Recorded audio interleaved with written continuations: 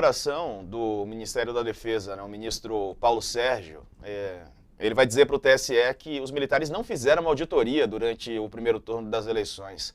Aquela tão exigida auditoria que eles queriam fazer, e eu lembro que o ministro Alexandre de Moraes abriu um prazo, né? Já a partir de amanhã começa a contar, prazo de 48 horas para que a pasta, a defesa, apresente uma cópia da eventual auditoria que foi exigida, e a gente viu, né, Bolsonaro, integrantes do governo e o próprio ministro empenhados em acompanhar de perto aí o sistema eletrônico de votação. E agora, não teve auditoria, Carla?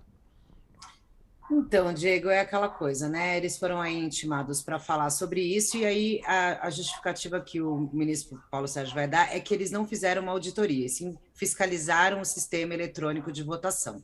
Então, eles dizem que não foi uma auditoria e que eles vão dizer, né, que seguiram estritamente as normas do TSE. Só que aí tem uma questão que eu chamaria a atenção para um ponto. Porque qual que é a grande questão? O Alexandre de Moraes, quando ele pediu para que o Ministério da Defesa se manifestasse em 48 horas, ele salientou ali que existia a possibilidade de esse possível relatório das Forças Armadas ser usado por Bolsonaro para algum tipo de questionamento e tudo mais. O que acontece? O Ministério da Defesa diz assim, as fontes do Ministério da Defesa dizem assim: olha só, a gente não tem nenhum relatório ainda, mas o processo de fiscalização está em andamento. O que significa o quê? Olha, eles vão dizer que não teve auditoria, a gente fez a fiscalização, como mandou o TSE, e não temos relatório ainda. Mas isso não significa que não pode vir a ter relatório. E aí, por exemplo, eu converso com alguns lá, e porque daí é evidente, não dá para a gente deixar de falar isso, eu falo para eles assim: olha, escuta, mas o presidente Jair Bolsonaro tem usado as Forças Armadas como uma espécie de ameaça à lisura do pleito.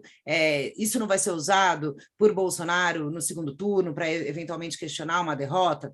Obviamente, militares são, né, mais contidos ali, e, em caráter reservado, falam assim: a gente sabe que isso vai ser usado de forma política, evidente, mas a gente está fazendo aqui o nosso trabalho. Agora, então, assim, eles querem, do lado deles, segundo eu apurei também, o Moraes deu essa decisão porque ele queria tentar arrefecer a temperatura justamente desse risco, né, de os militares virem no segundo turno e com um relatório aí que ninguém sabe o que seria. E aí, do lado dos militares, olha, não, a gente vai dizer que a gente fez a fiscalização, como mandaram, como estava tudo na resolução do TSE, a gente seguiu tudo certinho. E lá não prevê nenhum relatório. Então, como lá não prevê nenhum relatório, a gente não tem relatório. E aí, quando eu pergunto, mas pode ser que tenha relatório? Se assim for necessário, se a gente julgar necessário, eventualmente a gente fala alguma coisa para o TSE.